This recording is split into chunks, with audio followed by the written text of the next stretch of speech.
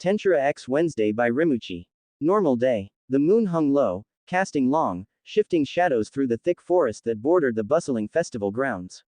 The distant sounds of carnival rides and laughter felt disturbingly out of place as a swarm of police officers moved methodically through the trees. Flashlights cut through the mist, beams dancing over damp leaves and broken branches. A police dog growled low, tense, its handler pulling gently on the leash. "What is it, boy?" The dog led them forward, right to the scene. Blood. A lot of it. Dark, glistening pools soaked the earth, still fresh. The metallic scent of it was heavy in the air. A few officers turned away, visibly disturbed. Over here, a gloved officer knelt, lifting a bloodied ID card off the forest floor. Nevermore Academy, student name, Ruan. The sheriff, a hardened man with a graying beard and sharp eyes, crouched next to her. His eyes narrowed as he examined the ID. So, a Nevermore student. The female officer beside him, her expression grim, asked, "You think it's another attack?" The sheriff exhaled slowly. "I don't think. I know." She hesitated, watching his calculating gaze. "You have suspects already." He stood, his boots cracking a dried twig beneath him. "Wednesday Adams and Rimuru Nightshade." The officer frowned. "Those are serious accusations. What do we do?" The sheriff's expression darkened. "I'll pay Nevermore a visit, and find out." The officer nodded and turned back toward the patrol cars. The festival lights flickered in the distance, blissfully unaware of the dark truth lurking in the woods. Next morning, Nevermore Academy. The pale morning light streamed through the gothic windows of Rimuru's room, casting long shadows that seemed to dance lazily across the walls. Rimuru stirred, slowly waking, his senses sharp even in his half-conscious state. He sat up, rubbing a hand through his midnight black hair, when his gaze landed on Raven, seated elegantly at his desk, her legs crossed, a thick, ancient-looking book open in her hands. Without looking up, she greeted him. "Good morning." Her voice was smooth, with a playful undertone, though her eyes stayed focused on the book. Rimuru smirked. "Morning." He stood, stretching, before approaching her. "Did you sleep well?" Raven finally looked up, her purple eyes gleaming mischievously. "Unfortunately, yes, but I am never sharing a bed with you again." Rimuru chuckled, stepping closer. "Ah, if that's true, I might get lonely." Raven sighed dramatically, closing the book with a soft thud. "By the way, Miss Weems wants to see you." "Something about Ruan." Rimuru raised an eyebrow, intrigued. "Ruan. I brought him back to life yesterday."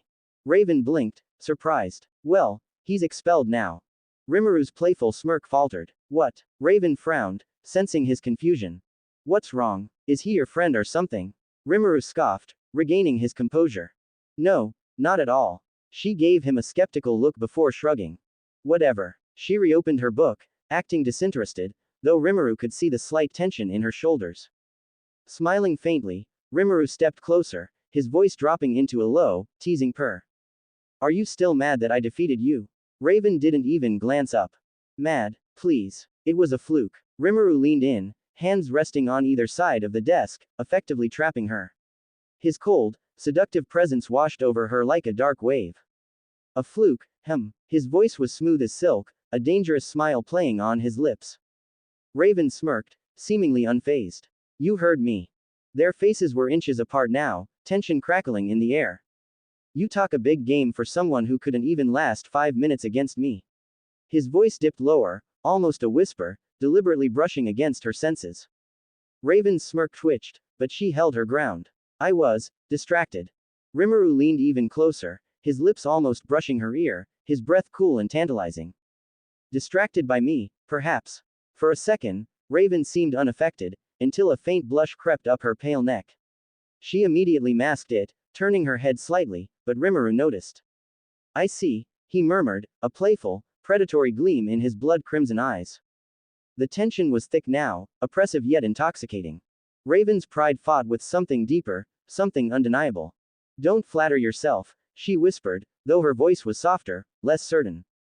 Rimuru smiled darkly. Too late. His proximity, his gaze, the sheer aura of dominance and allure he exuded, it was more than Raven had expected.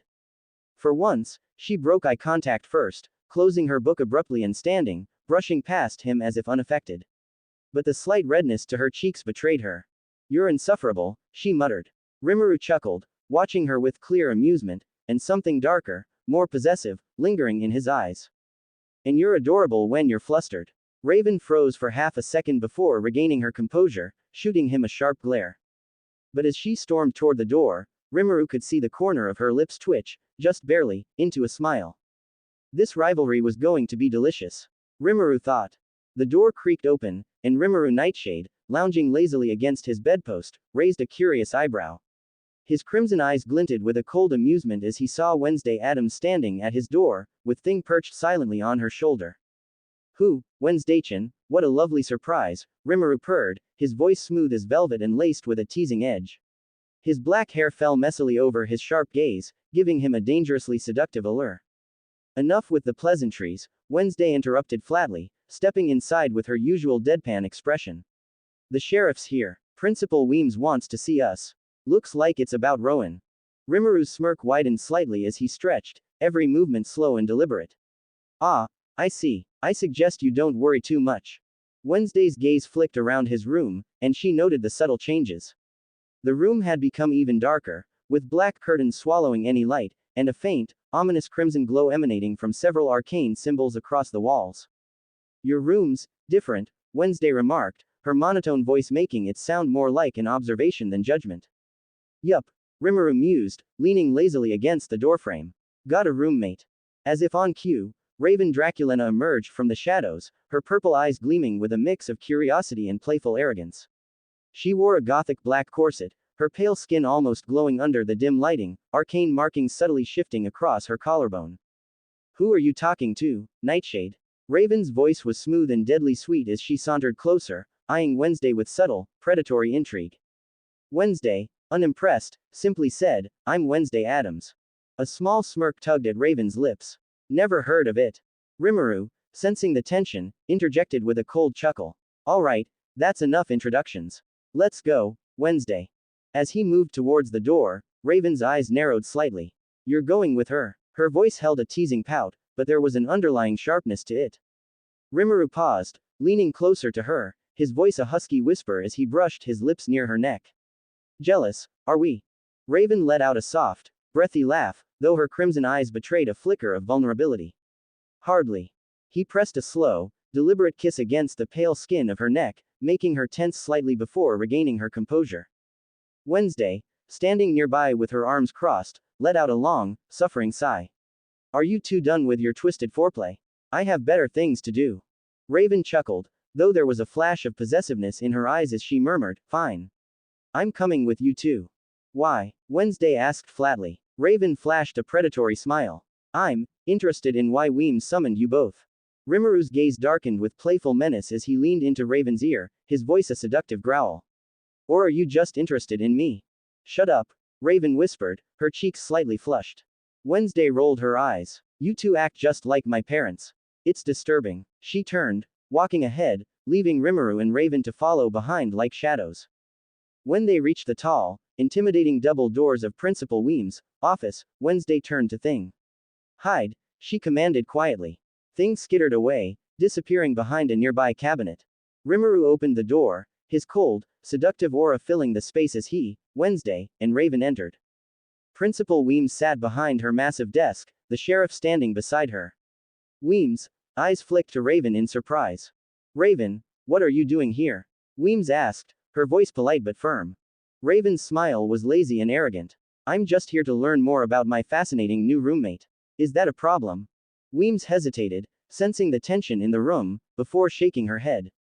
No, not at all. She cleared her throat and turned to Wednesday and Rimuru. The sheriff wants to speak with you both. The sheriff, a tall, stern-looking man, stepped forward. Where were you two during yesterday's festival? Wednesday, ever composed, answered smoothly. We walked around the festival, of course. The sheriff's eyes narrowed. You two didn't go into the forest. Before Wednesday could answer, Rimuru cut in, his voice cold yet casual. Yes, we did. Why? Is there a problem? Rimuru, Weems warned. Show some respect. Rimuru chuckled darkly, leaning back against the wall. I only respect people worthy of it. Raven, lounging beside him with a haughty smirk, murmured, agreed. The sheriff gave them both a sharp look. We found blood. A lot of it. And an ID card, belonging to Rowan. Weems' expression darkened. I see, but Rowan was alive last we checked.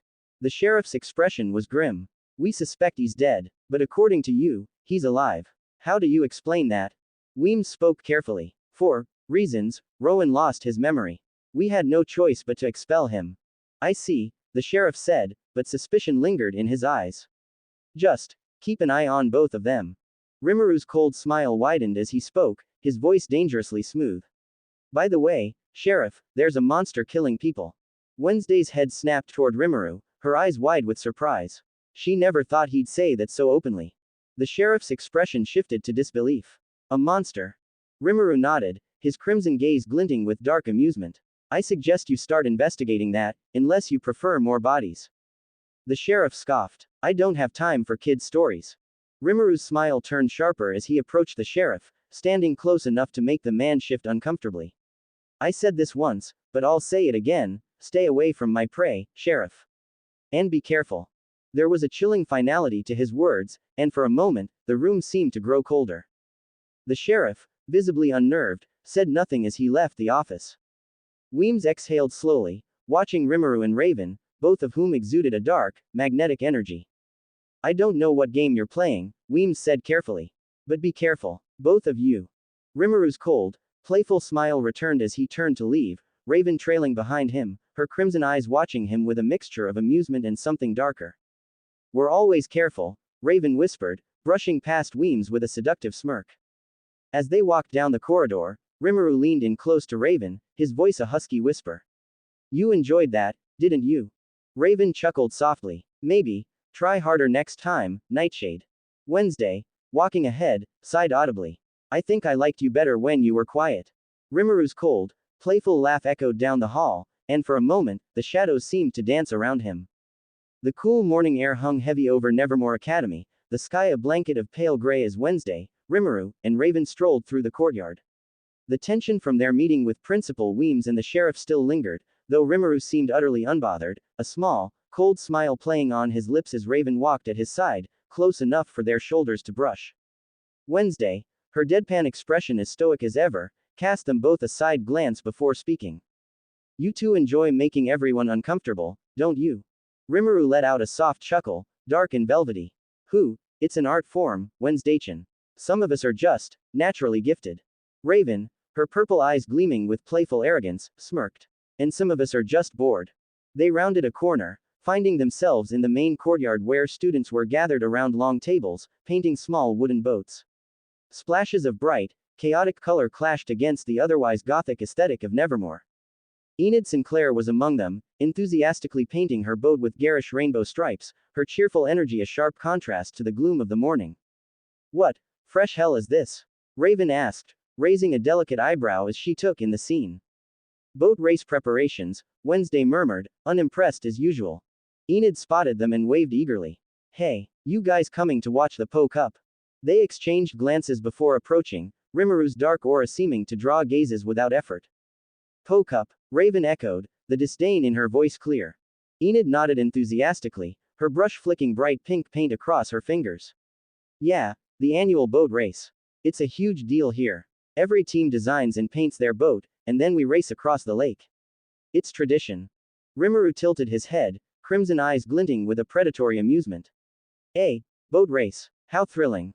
Wednesday's tone was flat. I fail to see the appeal.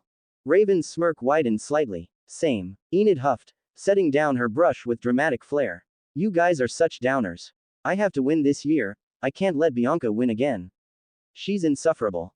Rimuru's curiosity sparked at the venom in Enid's voice. Bianca. Enid rolled her eyes. She's a siren, thinks she's better than everyone, always talking nonsense and acting like she owns this place.